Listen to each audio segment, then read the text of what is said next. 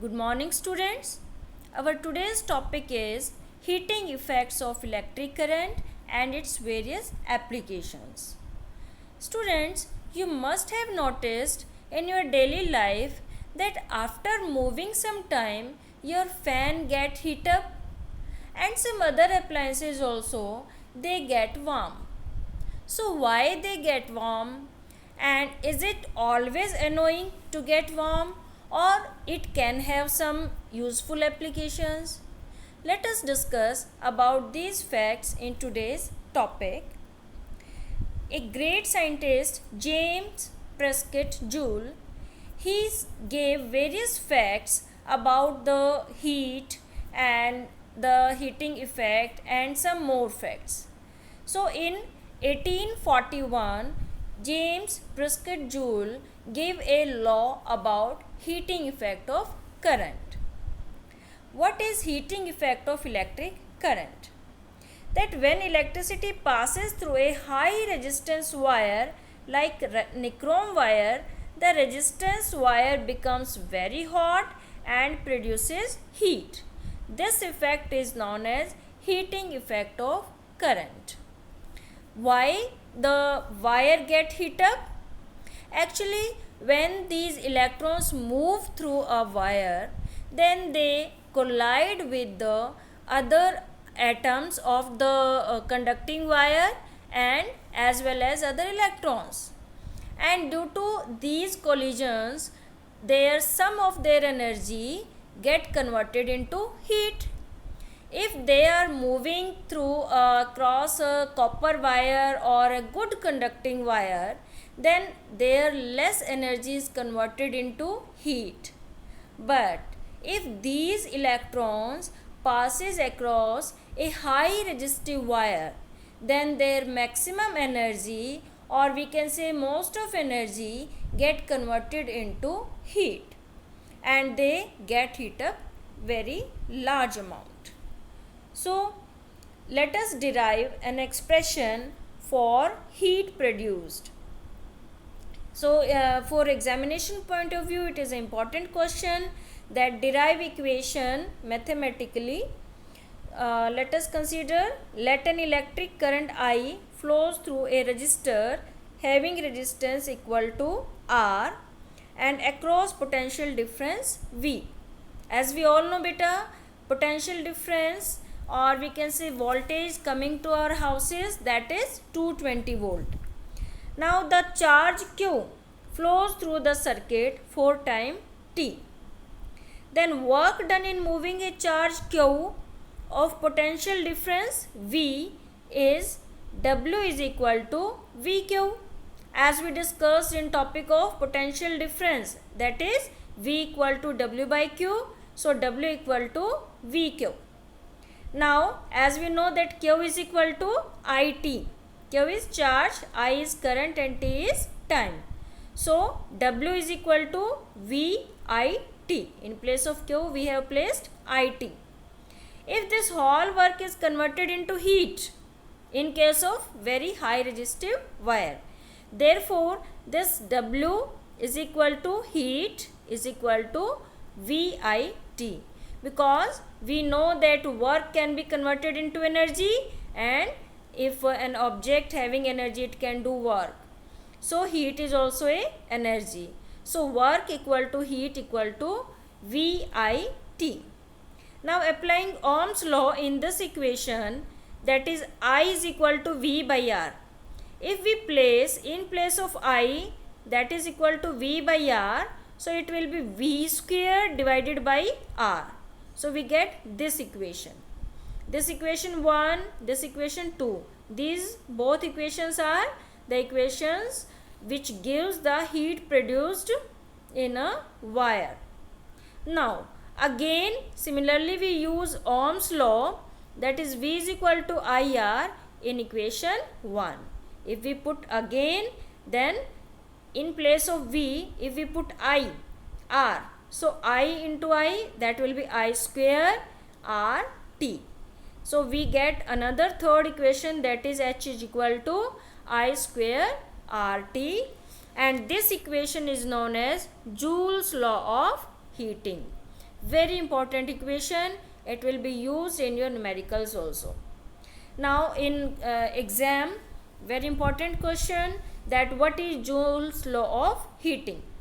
So this is the answer, that Joule's law of heating is that heat produced in wire is directly proportional to square of current, directly proportional to resistance of the wire, and directly proportional to the time for which current is passed. If more amount of current is passing through a wire, then more heat will be generated. If resistance of the wire is high, then heat generated will be more. And more time for which current is passed through the circuit, more will be the heat generated. That's why you must have noticed, beta, when you switch on your press or when you switch on your sandwich maker or oven, etc., then after some time it get heat up very large amount. Now another topic is, that is electric power. The rate at which electric energy is dissipated or consumed in an electric circuit, this is also termed as electric power. So the power P is given by, these are the formulas, we will derive it in next slide. That is, power is equal to VI, that is potential difference, multiplied by current, is equal to I square R, and is equal to V square R. SI unit of power is watt, that is W. Now we can define 1 watt. In exam, if question is that define SI unit of power, then you will write that by this formula you can derive it, that an object has 1 watt power when 1 ampere of current flows across a conductor with a potential difference of 1 volt.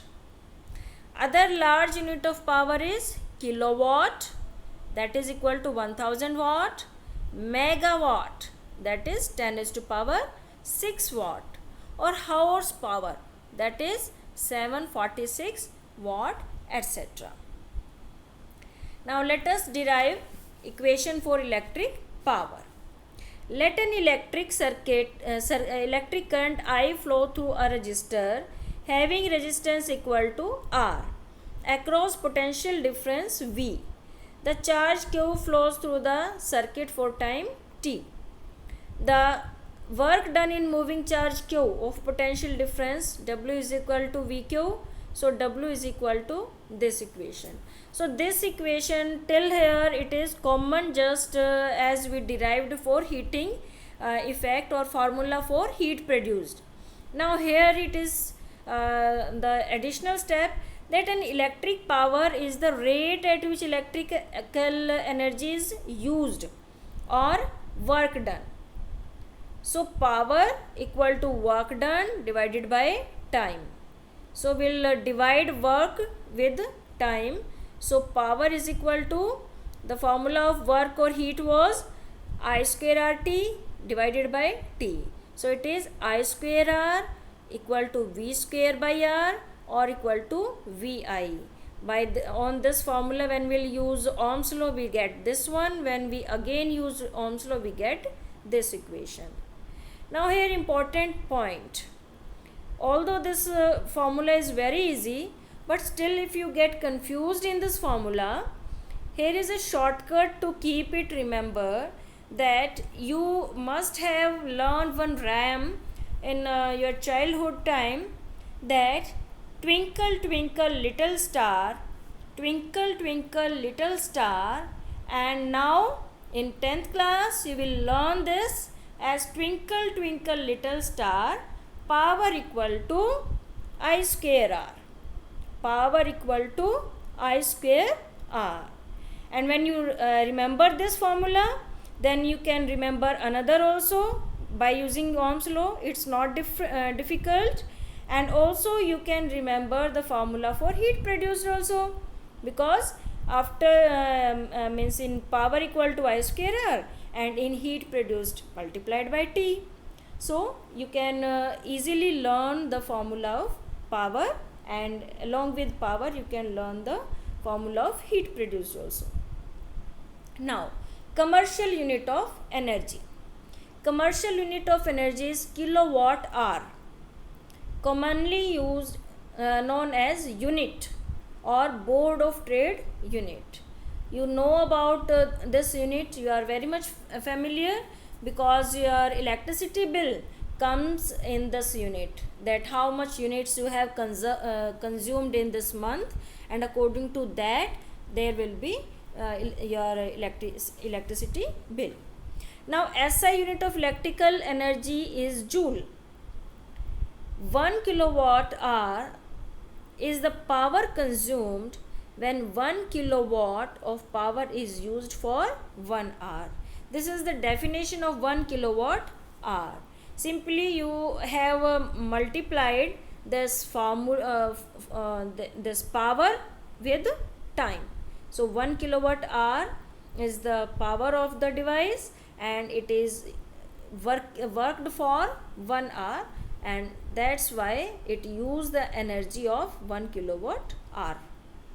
Now, important question, that convert commercial unit of energy into SI unit. There can be a question that convert commercial unit of energy into SI unit, or what is relationship between kilowatt hour and joule. Then you can derive it easily, that 1 kilowatt hour can be written as 1 kilowatt power multiplied with 1 hour time. So as 1 kilowatt is equal to 1000 watt, this is SI unit of power, and 1 hour equal to 3600 second, this is SI unit of time.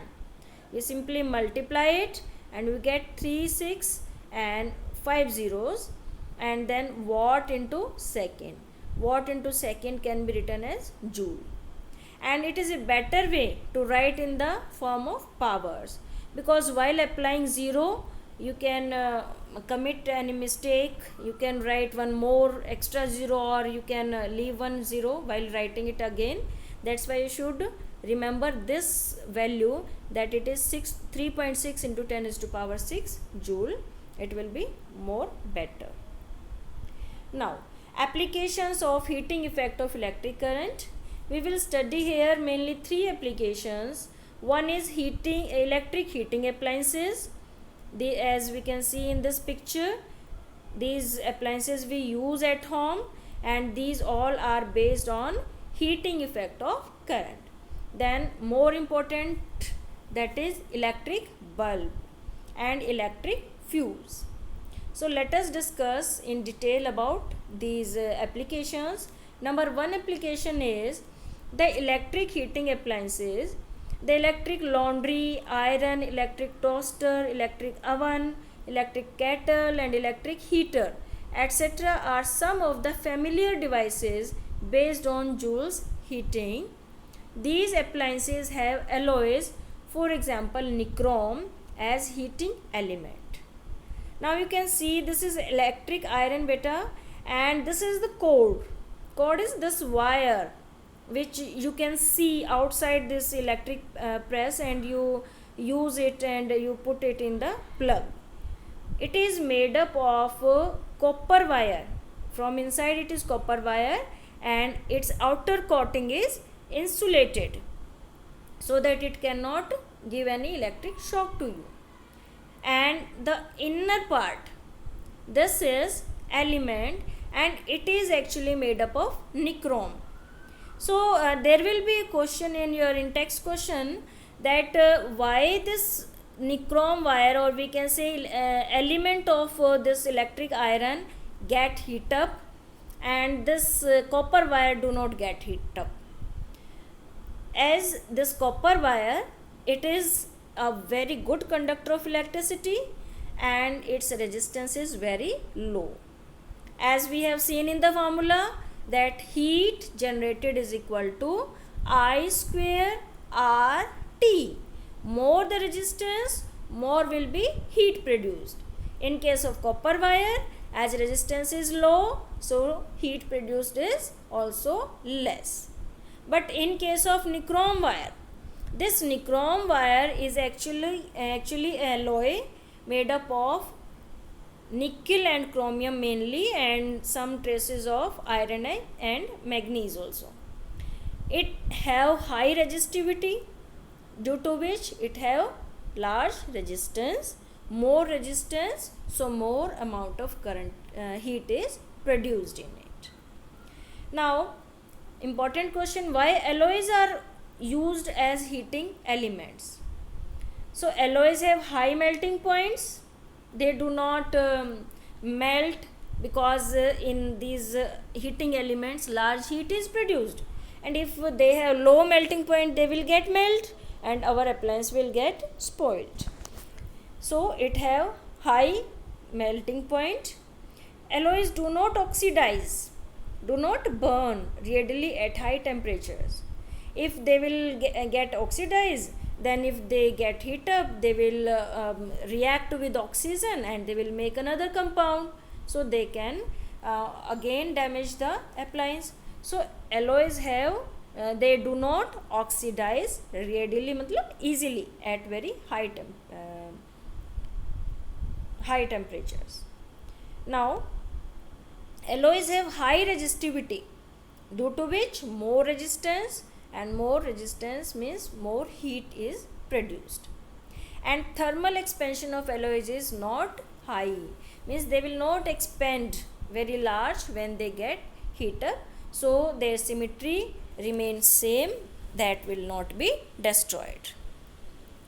Now second application is electric bulb. It is based on heating effect of current. Inside the glass bulb there is a filament made up of very thin tungsten wire.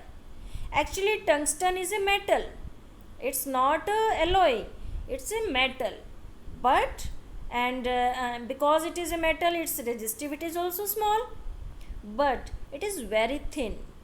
If we are keeping this tungsten wire very thin, then what is benefit of it? That due to this, its area of cross section will be very less and its length will be large, so more length and less area will give a effect of more resistance. So the bulbs are usually filled with chemically inactive nitrogen and argon gases to prolong the life of filament. So in this you can see it is made up of tungsten wire and it is coiled. Why it is coiled? To make its length very large, and you must have seen this bulb that tungsten filament is very thin. So these both factors increase its resistance, and this empty space means outer from this filament, it is actually filled with inert gases. If we fill air inside it, then air have oxygen, and this oxygen can react with this tungsten and it can make its compound and its functioning will be stopped. That's why we fill chemically inactive gas. And there can be a question that which gases are filled inside the bulb. So answer will be nitrogen and argon gases. Now most of the power consumed by the filament appears as heat, but a small part of it is formed in the form of light radiated. The filament should be thermally isolated as much as possible using insulating sport. It should be thermally isolated, means it should not react with other things, so that it will not change. Now again important question, why tungsten is used to make filament of bulb? This question can be asked that what are the various properties which are required to make the filament of a bulb? So the answer will be same, that tungsten has high melting point. Melting point nearly equal to 380 degree Celsius. Although it has comparatively low value of resistivity, yet very thin and long filament is made to have high resistance and hence larger heat produced. It is ductile, so it can easily be drawn into thin wires. And if question like that, what should be the properties of the substance which are used to make filament of bulb, then we'll directly write that the substance should have high melting point, the substance should have high resistance, and the substance should be ductile so that it can be easily drawn into thin wires. So accordingly, what question have been asked in the exam, you have to modify the sentences. Now the third application is electric fuse. Very important. It protects circuits and appliances by stopping the flow of any unduly high electric current. The fuse is placed in series. Yes, important question, that how fuse is applied in the circuit, whether in parallel or in series. So answer is in series and with live wire. Actually we will read in another topic, domestic electric circuit topic will be there in 13th chapter. There we will read about that there are two type of actually three type, but mainly two type of wires. One is neutral wire and another is live wire. Live wire is at higher potential and neutral wire is at low potential to complete the circuit at our homes. We will read about this topic in detail there, but mainly here we are concerned about that the fuse wires are placed in series with the live wire, not with the neutral wire, with the device, and it consists of a piece of wire made up of a metal or an alloy of appropriate melting point. For example, aluminium, copper, iron, lead, etc. So mainly this fuse wire is made up of tin and lead alloy, and the composition of tin will be 63% and lead will be 37%. And the condition is for making this fuse wire that the melting point should be very low. Now the fuse wire is usually encased in a cartridge of porcelain or similar material with metal ends. Now we can see in this picture here this red color, you can see this is actually fuse wire and it is made up of any if we are taking copper wire, then its length, that thickness will be very less, and or we can make it with tin lead alloy, and we fix it here, and it is bounded with this porcelain holder. Actually this porcelain holder is insulator, so that if you are touching it, it will not get you electric shock, and when it is fixed in the socket, it come inside the circuit. This is live wire. So see in this circuit, this is switch, and load means your electric appliance, whatever you have applied, and here is fuse. This fuse wire is connected in series, so that current passes through this fuse and this current goes like this. Now as its melting point is less, it is based on heating effect. If due to some reasons, some short circuit or overloading, or there can be any of the reason, due to any reason, if the amount of current passing through the circuit increases beyond a certain limit, then what happens, that due to more amount of current, H equal to I square RT, so more is the current, more will be heat produced in this fuse wire, and due to more heat produced, and as we have taken its melting point low, so it will get melt, it will break the circuit, and the current will not pass through the circuit, and our appliance will not get damaged because the power supply is stopped. No doubt, again if we want to start the current passing through it, we have to change this fuse wire.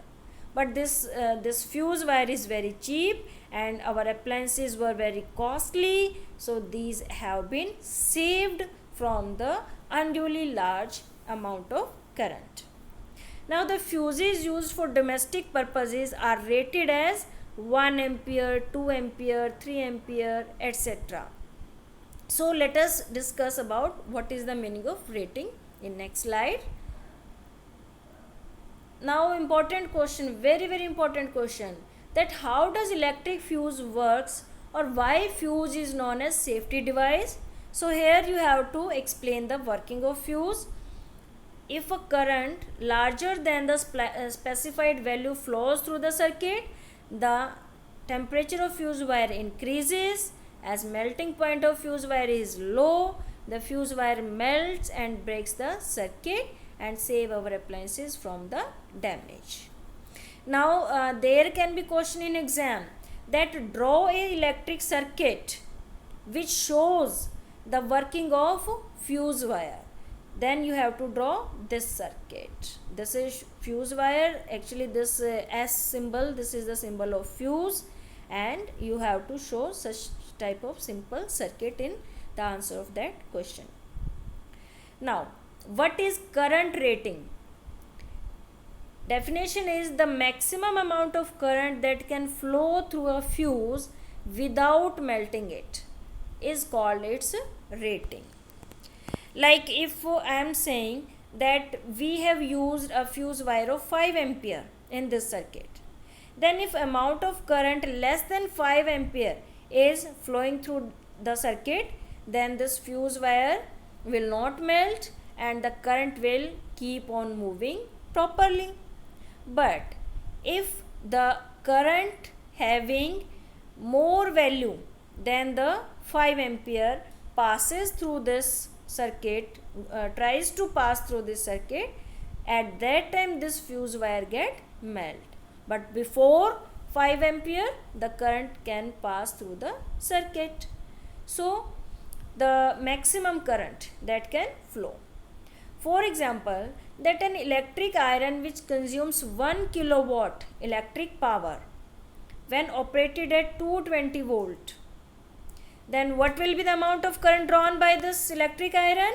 We can find it by using the formula, that is current equal to power by potential difference. So power 1 kilowatt, we will convert it into watt, so it is 1000 watt divided by 220 volt. So when we will solve it, we will get 4.54 ampere. So 4.54 ampere current will pass through this circuit.